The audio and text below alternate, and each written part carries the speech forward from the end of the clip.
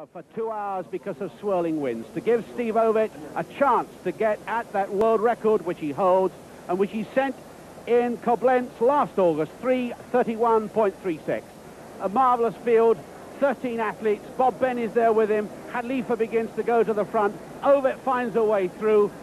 John Robson is there as well, and Ben is clearly the pacemaker, and this is what was expected. Bob Ben must set a sensible time at 800 metres, and news has it that the great John Walker, who's in there in 5th place at the moment, will take up the all-important 3rd lap and try and ease Steve Ovett on his way to yet another world record at 1500 metres. He looks so relaxed as Bob Ben comes around. They've delayed this race, as I was saying, for nearly 2 hours in the hope that the wind would drop.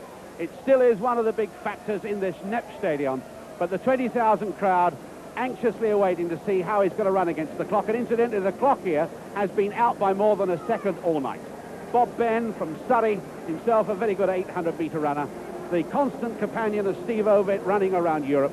And now John Walker, the former Olympic champion at 1500 metres, eases into 3rd. John Robson is 4th, and that's Omar Khalifa of Sudan and of Loughborough University, incidentally, who's running in 5th. Ben, sensible at pacemaking, looking nice and relaxed, but look how Ovett looks. It really is. No matter who's in the race, all eyes are on this man to see how he's going to run against the clock. It never occurs to anyone that he could be beaten. Walker has said he'll test him, he'll push him over 300, but if there's any chance of beating him, he'll go out to beat him. Ben coming up, good pacing this, 54.7, it was slightly down at 400 metres, but if he can pick up the 2nd lap, then this world record will still be on. John Walker edging past Ovett because he knows he's got to take up the running now as they come past 800 metres. And Walker, if he senses that Ben's dropping, and Ben is dropping, Walker takes up the running. And Ovett will go past Ben, and Ben's done a good job. 1:54.2, it's nearly a second outside the Koblenz schedule, but Walker is picking it up nicely now.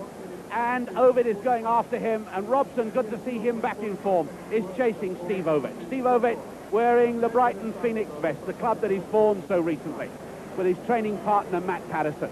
Now it's all up to the big New Zealander, Tough himself, one of the world's great miler 1500-metre runners of the last decade, and still in superb form.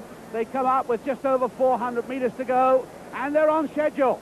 A good 400 metres means that that record could go yet again to Ovett, but he must go away because Walker looks as though he's fading. He should go and attack and go on his own. There's no one else near him, and for Ovett it's now a run against the clock, uncertain, and away he goes. Ovett goes down the back straight. The 20,000 going mad. Walker's faded.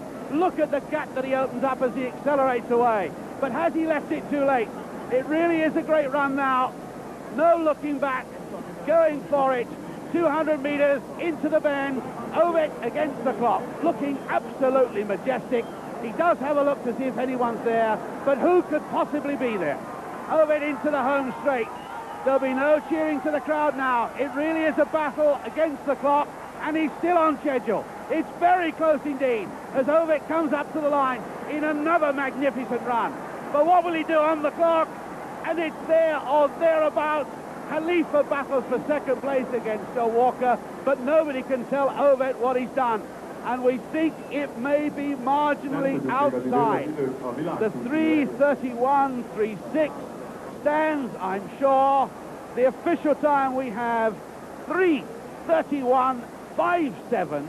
He's missed it by 21/100ths of a second. He's run the 2nd fastest time ever. He's now run